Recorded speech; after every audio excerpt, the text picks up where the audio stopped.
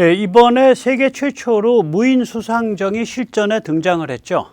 여기 보면 이제 미 해군의 수중 수상 드론의 그 비밀을 이렇게 우리가 엿보면은 이게 군사사상이랑 연관이 있습니다. 고민이 깊어요. 그래서 그 같은 고민을 우리한테 적용을 해보면 이게 우리의 한반도의 어떤 군사지정학적 운명, 또 심지어는 이른바 이제 보수사상 뭐 이런 데까지 연결이 됩니다. 오늘 그 같은 이야기를 좀 차분히 풀어보도록 하겠습니다. 이 지금 보시는 화면은 자료 화면이에요. 실제 화면이 아닙니다. 이게 왜 그러냐면 현지 시간 9일 새벽이거든요. 그러니까 깜깜할 때 일어났었어요. 그러니까 이게 이런 식으로 화면이 나올 수가 없죠. 해수면 6m의 초저공으로 비행 중에 사헤드 드론과 충돌한 것으로 지금 추정이 됩니다. 그래서 이제 이게 지금 보시는 코세어 소형 무인 수상정이 출동해서 2시간 만에 구조를 했어요. 미국 무인 수상정에 대한 고민이 굉장히 많았죠. 그래서 이게 세 개의 클래스로 이루어져 있습니다. 이 고민의 이제 상당 부분은 뭐냐면은 이게 규모가 작아질수록 이제 미군 입장에선 대량으로 분산해 가지고 투입을 하거든요. 중형 및 소형이 되면.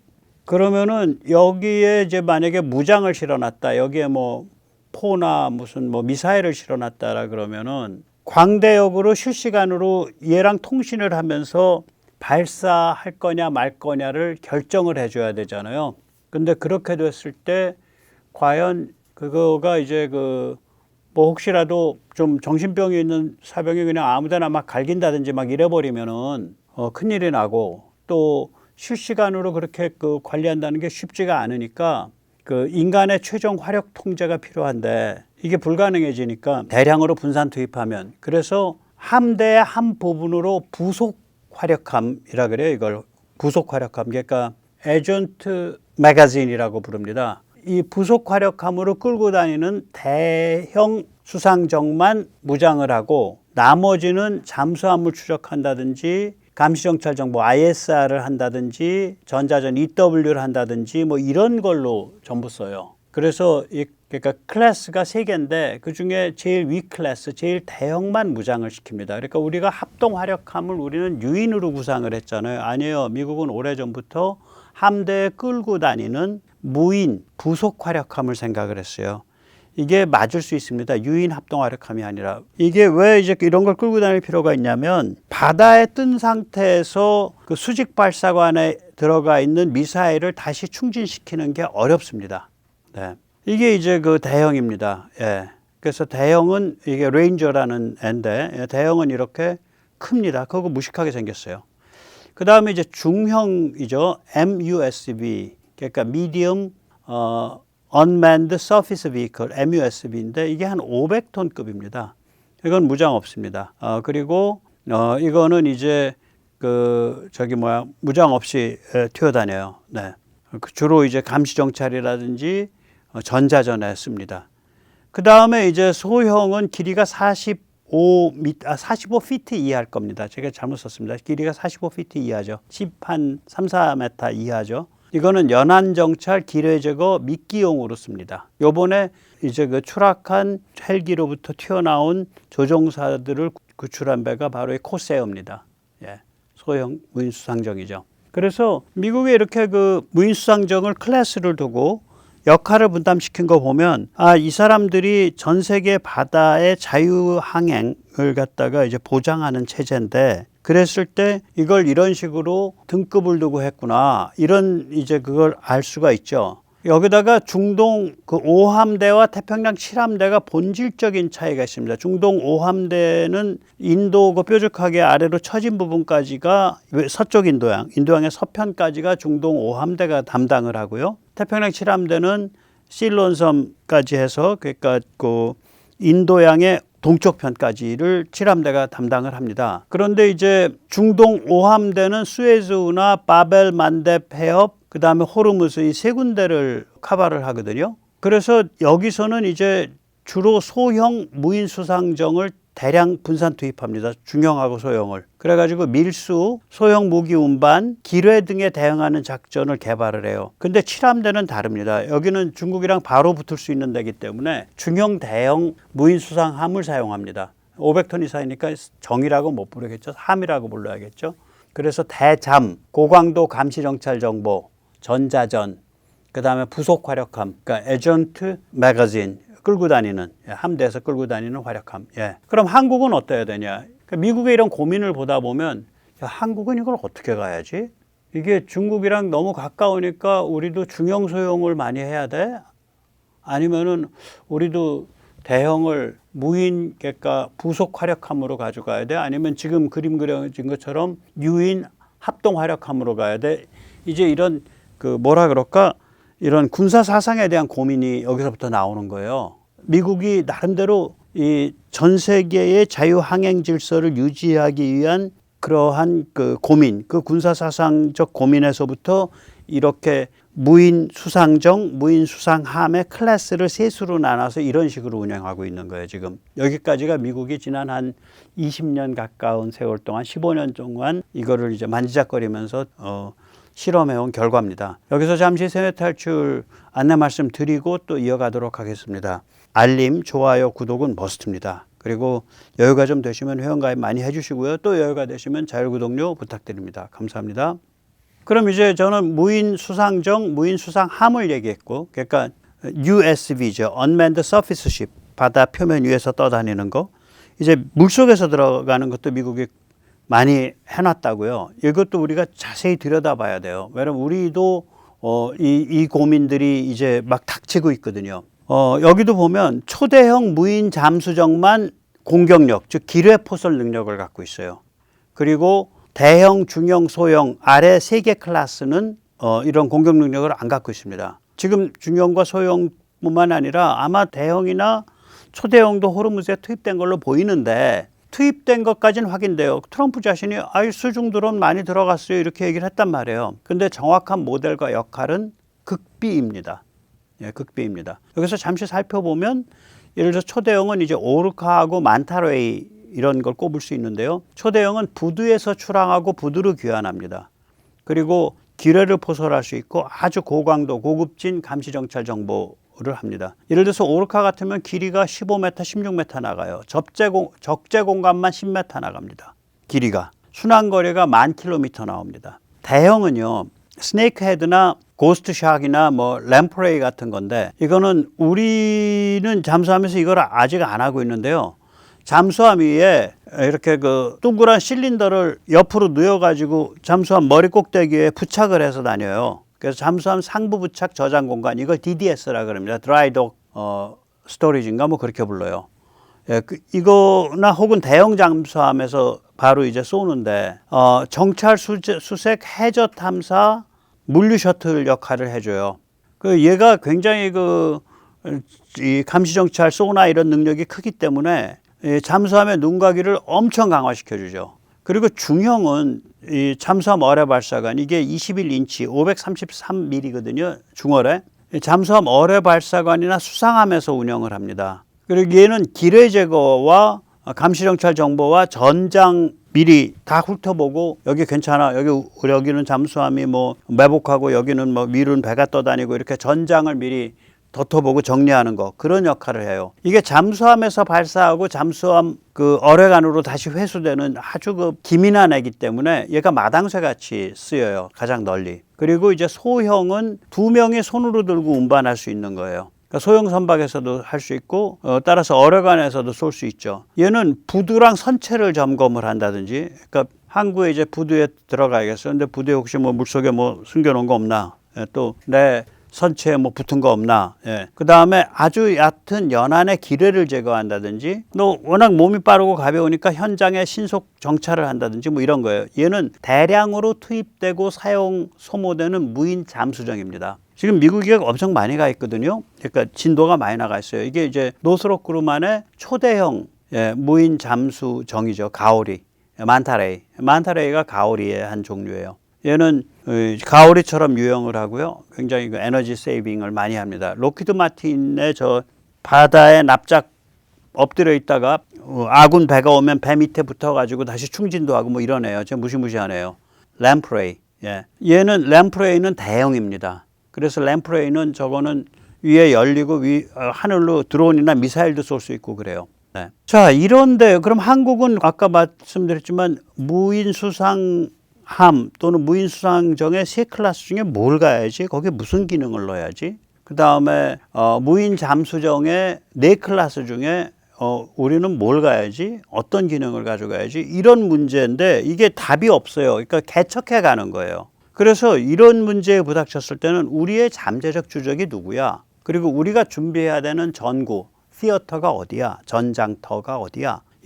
그리고 우리는 어떤 군사사상을 가져야 돼? 이런 문제에 부닥쳐 있는 거예요. 그런데 한국의 국방부와 군인과 해군이 여기에 대해서 답이 없어요. 그럼 미군이 답을 주냐? 안 줍니다. 이거는. 왜냐하면 이거는 이런 능력이 강화되면 이거는 중국과의 긴장이 고도로 발달하는 거기 때문에 미국이 이거는 너희가 알아서 해라 라고 관계를 안 하는 영역이에요. 이런 건 진짜로 관계를 안 해요. 너희가 알아서 해라. 막진 않는데 이렇게 하고 답을 주진 않아요. 그럼 우리가 미국은 무슨 고민을 갖고 있나를 들여다보고 그걸 어떻게 풀었나를 들여다보고 우리가 그걸 해석을 해서 우리가 잠재적 주적을 규정을 하고 우리가 주요 전구를 설정을 하고 우리가 군사사상을 갈고 닦아야 돼요. 그런데 이게 제가 그냥 솔직히 말씀드릴게요. 미국으로부터 제일 많이 배운 데는 공군과 육군입니다. 해군은 한 발 떠 있어요. 미군과. 그래가지고 이게 굉장히 걱정되는 영역이죠. 특히 리짜이밍 정부 같이 이렇게 친중 정부가 들어오면 그냥 막 흔들리는 거죠. 6.25의 상대방은 중공이죠. 당시 이름으로. 한미동맹의 핵심 컨셉은 북한이 아니에요. 중공 및 소련에 대한 억제입니다. 그러면 이런 얘기를 우리는 이때까지 민감하기 때문에 언급을 안 해왔었다고. 그러나 그전에는 이게 이심전심으로 이 진실을 공유했었어요. 그냥 말 안 해도 중공이야 맞아.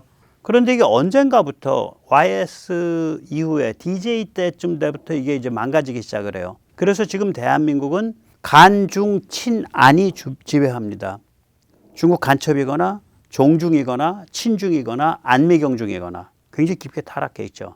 게다가 해군은 1999년 DJ의 4대 자멸수칙으로 완전히 정신머리가 나갔어요. 그래서 아직도 정신이 빌빌대는 중이에요. 국력을 낭비하는 항공모함 프로젝트를 추진했잖아, 문재인 때는. 그래가지고 윤석열 대통령 들어서자마자 그 해군 참모총장부터 바로 날렸잖아요. 이상하다 그러고. 1999년 이렇게 4대 자멸수칙이 결국 2010년 천안함 폭침의 근본 원인이에요. 이때 해군이 깊게 망가졌다고요. 이걸 공식 명칭은 4대 교전수칙이죠. 그러니까 DJ 때 나왔으니까 DJ 4대 교전수칙이라고 쓰고 읽기는 DJ 4대 자멸수칙이라고 있습니다. 이거 읽어보면 자멸수칙이야. 북방 한계선 사수해라. 지키긴 지켜라. 뭐 그렇게 말할 수밖에 없지. 선제 공격 금지. 얻어맞기 전엔 경고 사격 조치하지 마라 이 소리예요. 자위권 행사. 얻어맞고 나서 죽지 않았으면 혹시 살아있으면 쏴도 돼. 확전 방지. 전쟁으로 번지면 네 책임이야. 윤석열 징역 30년 받는 거 봤지? 드론 올렸다가. 전쟁으로 번지면 네 책임이야. 이게 자멸수칙이지 이게 군대 수칙입니까? 그러니까 이런 마인드인 거예요 이게. 천안함 때까지 한 10여 년을 그럼 거대 조직이 10여 년을 이렇게 병들고 나면 그리고 나서도 계속해서 이상한 정부 들어오고 이러니까 흐물흐물해져 버렸어요. 거기는 미군과의 그 인터페이스가 작거든요. 그러니까 보고 배울 데가 없는 거라. 그 천안함 때 경험 때문에 우리가 해군에 어마무시한 투자를 해서 좋은 배 짓고 이렇게 해오고 또 우리 여러 가지 군사기술이 발달을 해서 엄청나게 고성능 구축함이나 잠수함을 짓는 건 맞지만 마인드셋이 그럴 거다라고 착각하면 큰일 납니다. 그래서 국민들이 그 해군에 대해서 군대에 대해서 많이 지적을 해줘야 돼요. 지금 안규백이 같은 자 들어와 가지고 뭐 국방부가 만드는 자료에서 중공을 쉴드 쳐주잖아요. 6.25 때 중공을. 그러니까 황당한 거죠. 예. 그럼 DJ는 어떤 사람이었냐? 도대체 왜 이런 자멸수칙을 해? DJ는요, 대한민국을 배신했어요. 클린턴 장점인 김정일을 섬긴 사람이에요. 특히 DJ가 저 패를 팔을 수 있는 건 아주 사악한 패인데, 클린턴이 노선이 있으니까 저 패를 판 거예요. 형님, 저 잘했죠? 네, 저 절대로 북한이랑 문제 안 일으킵니다. 그러니까 형님이 중국 사랑하는데 아주 그 길을 갖다가 저희가 피로써 북한에 그 두들겨 맞더라도 우리가 피로써 고속도로를 깔아놓을 테니까 형님께서 중국 사랑하시는데 아무 문제가 없도록 하겠습니다. 이거예요. 그 클린턴이 미친 듯한 중국 사랑을 한 사람이거든요. 첫째 뭐 했냐. 중국 공산당이 중국인을 아무리 잡아 죽여도 중국은 항상 최애국 대우야. 이게 중국이 1년마다 그전에는 최애국 대우가 갱신됐었어요. 그 1년마다. 그러니까 인권 상황이 나빠지면 최애국 대우를 박탈하기로 했었다고.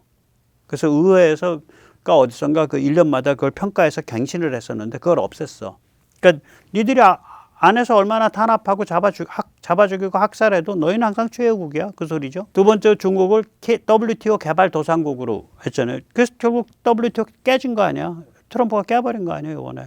그 개발도상국이에요, 지금도. 스테이터스가. 그러면 여러 가지 혜택이 많거든. 세 번째, 중국은 영원한 정상무역 상대방. 이거 PNTR이라 그럽니다. Permanent Normal Trade Relationship인가 그래요. PNTR. 그러니까 중국은 영원한 정상무역 상대국.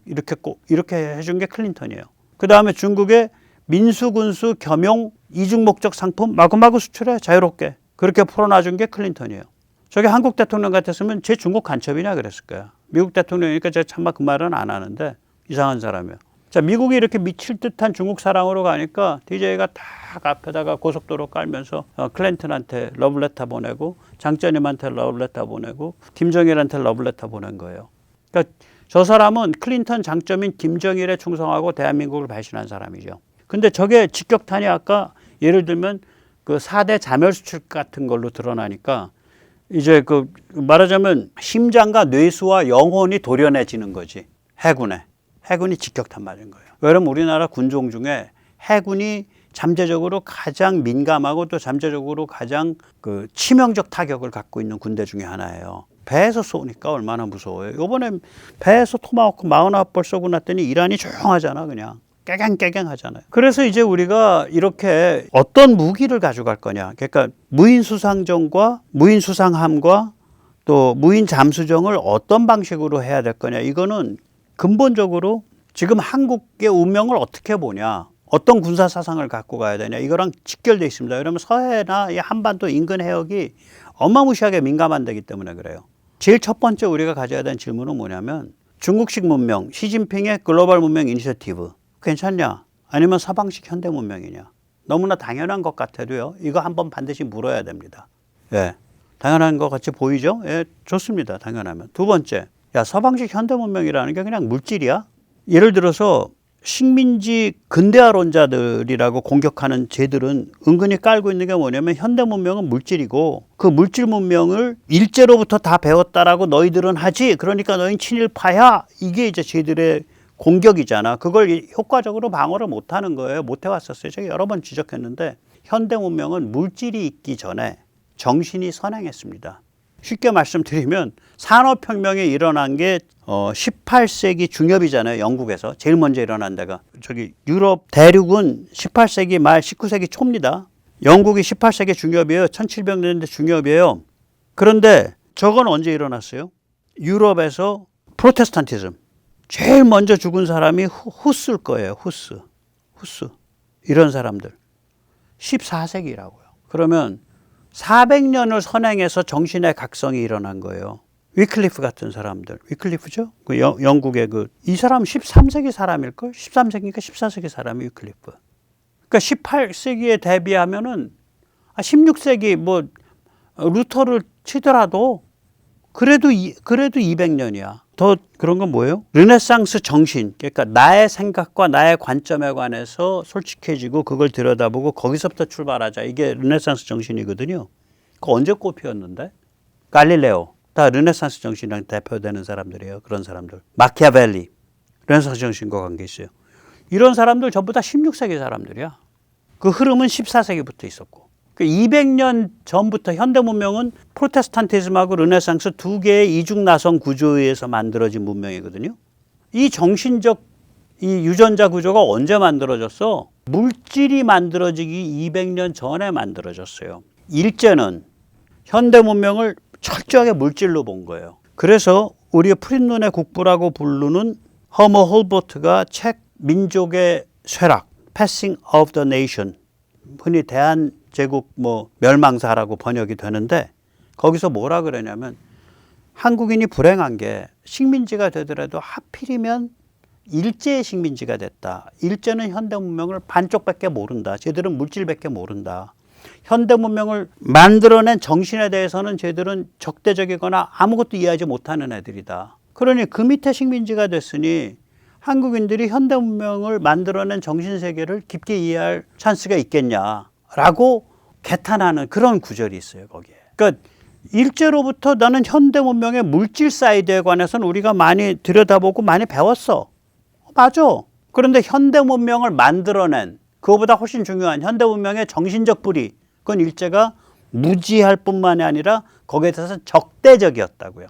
지금 그것 때문에 우리가 이렇게 그 빈 공간이에요. 그걸 지금 메꿔놓고 있는 거예요, 우리가. 뭐 잘 메꾸고 있습니다. 속도로 보면. 예. 그러니까 뭐냐면 서방식 현대 문명의 가치 세트가 내장되어 있냐? 전 내장되어 있다고 보는 거죠. 거기에 정신이 내장되어 있냐? 내장되어 있다고 보는 거예요. 한쪽으로는 주데오 크리스천니티, 유대 기독교에서부터 나오는 프로테스탄티즘, 다른 한쪽으로는 르네상스, 이게 내장되어 있는 거예요.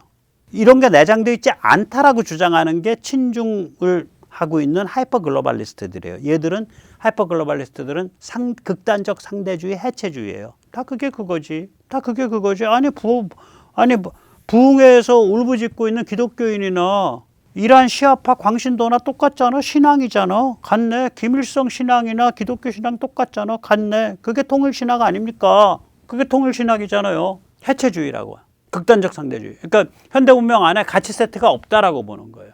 이게 두 번째 우리가 물어야 될 질문이에요. 세 번째, 한국은 서방 선진국이냐? 그러면 서방이 주도해온 현대 문명이니까 거기 가치 세트가 있으니까 서방 선진국이라는 얘기는 현대 문명이 주도한 가치 세트를 우리가 따르겠다는 소리잖아. 그걸 실현하겠다. 아니면 서방이 아니니까 이건 서방 아니야 라고 할 거냐. 우리가 서방 선진국이라고 할 때는 그때는 이미 서방은 지리적 개념이 아니라 제도에 관한 개념이다 이렇게 되는 거죠. 그걸 누가 그런 얘기를 하냐. 세계 최강의 그 전체주의 연구 사상가 스티브 커킨이 서방은 geographical, 지리적 컨셉이 아니라 institutional, 제도적 컨셉이다 그 말을 해요. 한국은 서방 선진국입니다. 저는 그렇게 봅니다. 자, 이런 걸 바탕에 딱 깔아놓고 그럼 우리의 사실상의 주적은 누구야? 가장 위험한 사실상의 적대 세력은 누구야? 중국이다. 여기서부터 이제 군사적인 걸 풀어가야 되는 거예요. 여기서부터. 근데 주적을 중국으로 규정할 때는 우리 문명에서도 안 맞고 가치관에서도 안 맞고 우린 서방이고 우린 서방 선진국이야. 그래서 중국이랑 안 맞아. 근데 바로 코앞에 있어. 그러니까 우리가 얼마나 눈에 가시겠어. 우리도 걔들 불편하고. 그러니까 사실상의 주적이야 저기가. 이렇게 되는 거죠. 그래서 여기서 군사적으로 딱 나오는 거지. 우리가 메가전구를 각오하고 메가전구에 관한 전쟁 의지를 가지는 게 전쟁광인 거냐 아니면 그걸 가져야지 평화를 지키는 거냐. 메가전구 각오, 메가전구 전쟁 의지는 뭐냐면 중국이 이제 대만 해협이나 남중국해를 도발할 때 중국은 그걸 제한전쟁으로 몰으려고 그럴 거예요. 근데 거기가 우리의 생명선이잖아. 그러니까 일본이나 대만이나 필리핀, 미국, 호주는 야 그런 게 어딨어. 여기 한꺼번에 다 터지는 거야. 터지면 임마. 그래서 하이난에서 다이랭까지 한꺼번에 다 터지는 메가전구를 찬성하고 그렇게 준비를 해가고 있어요. 한국만 지금 어정쩡하게 이러고 있어. 자, 여기서 메가전구 전쟁 의지를 가져야 중국을 억제하고 평화를 지킨다. 전쟁 의지가 평화를 만든다. 메가전구 전쟁 의지가. 그렇게 생각하면 이게 전쟁광인 거야? 아니면 이거야말로 당당한 평화를 위한 준비인 거야? 이거 우리 고민해 봐야 된다고. 여기서부터 이제 어떤 군대가 돼야 되냐, 어떤 무기가 필요하냐가 다 이렇게 그 바탕에 깔리는 거예요. 그 다음에 지옥도죠. 메가전구 전쟁이 벌어지면 한국은 이어도에서 다이랭까지 서해가 남북 1000km쯤 됩니다. 남북 1000km를 감당해야 하는데 이를 지옥도로 만들 수 있는 해군 전력이 뭐야? 그래서 제가 항공모함 저거 바보 같은 소리다라고 그러는 거죠. 원잠도 좀 그래요, 사실은. 근데 원잠은 뭐 동해라도 갈 수 있으니까 좋은데 원잠 남해에서도 작전 못 합니다. 원잠 저거. 남해도 작전 못 해요. 동해를 가거나 원양을 가야 돼요. 8,000톤 잠수하면 어떻게 작전을 해? 네. 그래서 우리가 근데 이제 주요 지옥도가 동해 쪽이 아니에요. 사실은 지옥도가 어디 펼쳐지냐면 우리가 감당해야 하는 지옥도가 이게 지옥도는 미군의 용어입니다. 미군이 제일도련에 대해서 사용하고 있는 용어예요. 헬스케이프, 백모의 용어 아니에요. 너희 전쟁 벌어지면 다이렌에서 하이난까지 거기 다 지옥도 되는 거예요. 해안 쪽도. 그게 지금 미군이 준비하고 있는 컨셉이에요. 그럼 우리는 거기에 해당하는 게 다이렌에서 이호도까지 1000km 정도 구간인데 서해에. 이거 지옥도를 제대로 감당할 수 있는 해군 전력은 뭐야? 그걸 준비해 가야 중국이 억제되고 평화가 유지돼요. 저는 그렇게 생각하는 거예요. 또 그렇게 생각할 때 해군 전력이 뭐가 될 거냐가 이제 나오는 거예요. 그럼 맨 마지막으로 북한 자유화 문제죠. 대한민국의 눈부신 번영 때문에 북한은 중국 직영 식민지가 될래야 될 수가 없어요. 북한 저거 김간의 신성혈통주의 그 이데올로기가 깨지면 그럼 중국 직영 식민지 때는 그게 깨지는 거 아니에요. 그게 깨지면은 북한 주민의 눈높이는 바로 그냥 대한민국에 맞춰져 있기 때문에 중간이 없다고. 중국 직영 식민지로 못 남아요. 그냥 이쪽으로 넘어온다고. 자, 그러면 지금 저런 그 김일성 신성 혈통주의 전체주의를 이데올로기로 해서 중국에 봉사하는 핵무장 용병 단체인데 저 상태로 그럼 영원히 북한에 남을 수 있냐? 나한테 그건 남을 수 없어. 뭔가 일어날 거야. 어떤 식이든지 간에. 아니 그런 게 어떻게 그 지속 가능하겠어? 당연히 그게 저는 그렇게 보는 거죠. 어떤 방식이든 자유화될 거야 저거. 그리고 그때가 되면 그게 어떤 방식이 됐든 뭐 두 나라가 됐든 선거 투표지를 한 장을 쓰든 뭐 각각 쓰던 간에 남북이 어울려서 번영해야 한다. 그렇게 생각하냐 안 하냐.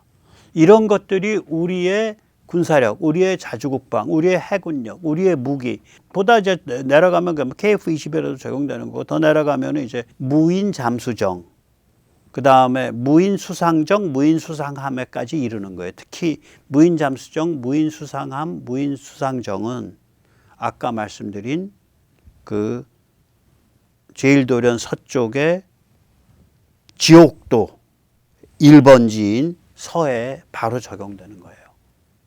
그렇습니다. 그래서 사실 저는 뭐 원자력 잠수함에 별로 감명 안 먹어요. 그거 하면 좋지. 뭐 돈이 많다면 해. 나는 뭐 반대는 안 해. 근데 저는 이런 게 급하다고 보는 거예요. 훨씬 더 급하다. 그러니까 원자력 잠수함 하지 말자가 아니라 이게 급하다라는 얘기입니다. 예, 우리가 그런 관점에서 좀 냉정하게 생각을 해봐야 됩니다. 네, 오늘 여기까지 모시겠습니다. 감사합니다.